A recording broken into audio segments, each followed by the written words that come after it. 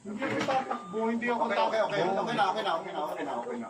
Napalibutan na ng mga pulis na magising kaninang umaga ang na-dismiss na opisyal na si Lieutenant Colonel Rafael Dumlao III, ang itinuturong utak sa pagdukot at pagpatay sa South Korean businessman na si Ji Ik-ju.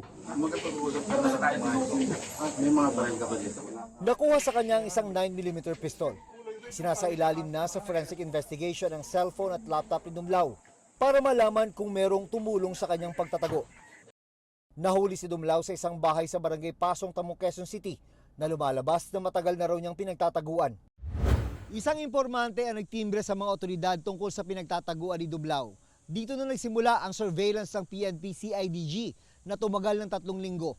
Nilimitahan lang daw ang nakakaalam sa operasyon para masigurong hindi ito sisingaw, lalo pat matagal ding naging miyembro ng PNP si Dumlao.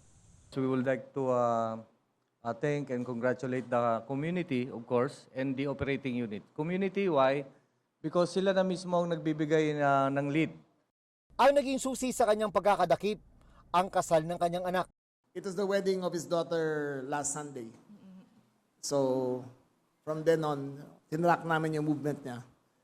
Tinrack namin kung siya talaga yon. And it looks like he was parang Facebook Live, yung pinapanood niya yung kasal ng anak niya.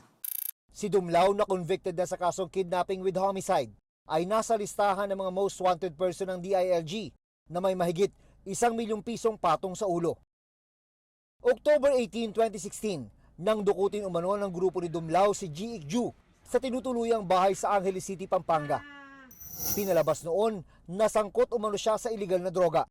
Base sa investigasyon, dinala ang biktima sa Camp Crame at sa loob ng isang nakaparadang sasakyan, sinakal siya ng kasabwat umano ni Dumlao hanggang mamatay. Ibiniyahe ang kanyang katawan sa isang punerarya sa Caloocan City, kung saan siya na-cremate. Pagkatapos ay finlash sa kubeta ang kanyang abo. Kahit patay na, humingi pa raw ng ransom ang grupo ni Dumlao sa pamilya ng Koreano na nagbigay ng 5 million pesos. Mariing kinundina ng Korean government ang insidente. Noong 2023, nahatulang guilty beyond reasonable doubt sa kasong kidnapping with homicide si dating SPO2 Ricky Isabel at dating NBI asset na si Jerry Omlang na makasabwat umano ni Dumlao. Pero si Dumlao, inakwit noon ng Angeles Regional Trial Court, bagay na inapila ng prosecutor sa Court of Appeals.